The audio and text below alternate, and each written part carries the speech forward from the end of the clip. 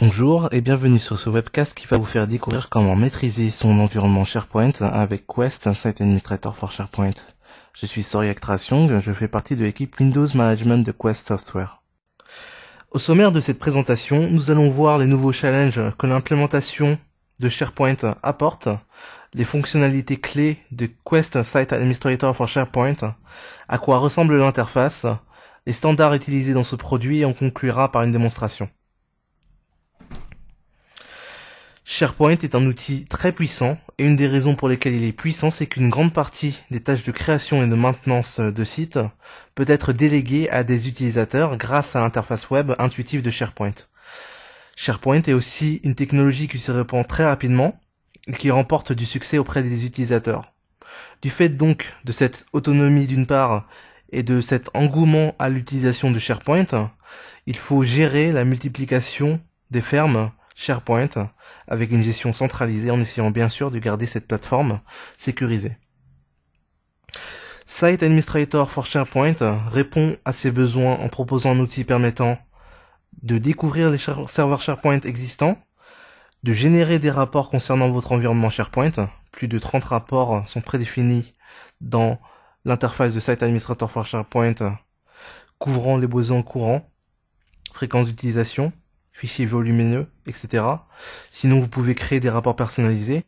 Il permet aussi d'accéder rapidement aux interfaces d'administration de SharePoint et de gérer des politiques de configuration au niveau global.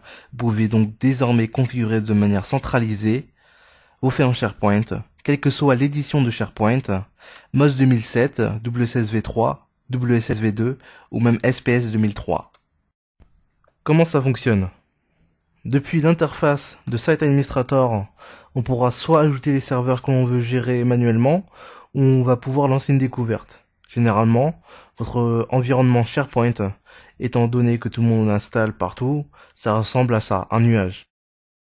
De plus, les environnements SharePoint sont souvent mis en place au niveau des équipes, et pas dans l'optique d'une gestion globale.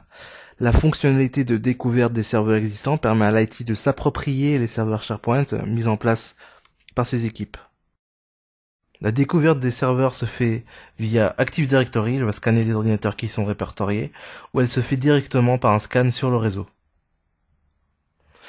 Une fois les serveurs découverts ou ajoutés, Site Administrator va extraire les logs des différentes fermes SharePoint de façon planifiée, ce qui va lui permettre de générer des rapports. On va aussi pouvoir accéder rapidement aux différents sites et interfaces de SharePoint depuis la console, comme si c'était un navigateur web, ou même encore aller plus loin, en installant un agent sur les serveurs SharePoint qui va permettre de déployer des configurations SharePoint uniformes au niveau de l'entreprise. Concrètement, l'interface ressemble à ceci. L'interface est basée sur MMC, on a le listing des serveurs ajoutés dans l'arborescence, ce qui nous permet d'accéder rapidement aux interfaces SharePoint. On a des options de filtre qui nous permettent de restreindre les sites affichés dans l'arborescence pour n'afficher que ceux qui nous intéressent. On peut aussi déployer des stratégies de configuration au niveau de l'entreprise, au niveau des serveurs, au niveau des sites. Tout ceci grâce à l'arborescence de MMC qui va nous permettre d'accéder rapidement aux différentes fonctionnalités clés de Site Administrator for SharePoint. Au niveau de l'architecture du produit, Site Administrator est basé sur des technologies répandues sur le marché. On a vu que Site Administrator est basé sur MMC. Les rapports dans Site Administrator sont générés grâce à SQL Reporting Services qui est intégré à SQL Server et utilise Microsoft Report Builder qui permet de prendre en main rapidement un outil de conception de rapports étant donné que l'interface de Report Builder est basée sur Office. Il supporte Windows SharePoint Services version 2, version 3 ainsi que SharePoint Portal Server 2003 et Microsoft Office SharePoint Server 2007. Site Administrator est aussi la base de plusieurs autres produits Quest tels que Recovery Manager for SharePoint, Public Folder Migrator for SharePoint, etc. Ces outils en fait vont se greffer à l'interface MMC de Site Administrator et permettent de gérer d'autres aspects de l'exploitation de votre environnement SharePoint. Nous allons maintenant voir dans une démonstration les différentes fonctionnalités qu'on a décrites juste avant. Nous voici donc dans notre démonstration. Cette démonstration va nous permettre de voir en pratique les différents concepts qu'on a vus précédemment.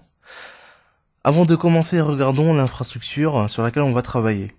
On a 3 serveurs SharePoint, QSFT Demo 1, QSFT Demo 2, QSFT Demo 3, respectivement avec WSS V2, V3 et MOS 2007. Sur mon premier serveur, j'ai aussi Quest Site Administrator for SharePoint qui va nous permettre de faire notre démonstration. On va donc se connecter sur le premier serveur SharePoint. On a donc ici notre console Quest Management Console dans lequel il y a Site Administrator for SharePoint. En fait, cette console rassemble tous les outils Quest SharePoint. Cela nous permet d'avoir de manière centralisée dans une seule console notre administration SharePoint. Par exemple ici j'ai Recovery Manager qui nous permet de faire de la restauration granulaire. Donc il y a 3 grands groupes dans Site Administrator for SharePoint en tant que fonctionnalité, j'entends. Enterprise SharePoint, Report Manager, Policy Manager. Enterprise SharePoint va nous permettre de faire la découverte des serveurs, d'accéder rapidement à toutes les interfaces SharePoint et d'effectuer des audits de permission. On va voir d'abord la découverte de serveurs. Je peux ajouter des serveurs à gérer directement via leur adresse DNS, IP ou NetBIOS. Je peux aussi effectuer une découverte des serveurs qui est plus intéressant via le réseau ou Active Directory.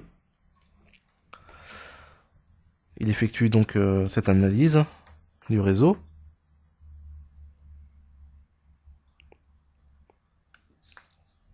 C'est terminé. Donc sur les 4 ordinateurs qu'il a trouvé sur le réseau, il a trouvé 3 serveurs SharePoint, 3 fermes SharePoint. Et donc maintenant il me demande si je veux configurer la récupération des données maintenant. Cette récupération des données en fait va permettre à la console de générer des rapports, les rapports qu'on verra dans quelques instants avec Report Manager. Cette récupération des données peut se faire de manière planifiée via une tâche Windows. Donc je peux aussi accéder classiquement à cette tâche via le panneau de configuration, ici. Je peux aussi spécifier d'activer logging étendu sur mes fermes SharePoint. Ce logging étendu en fait va permettre d'avoir des informations supplémentaires pour nos rapports générés.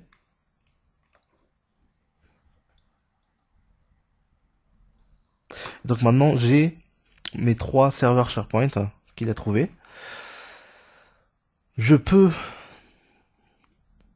accéder directement à l'interface 2IS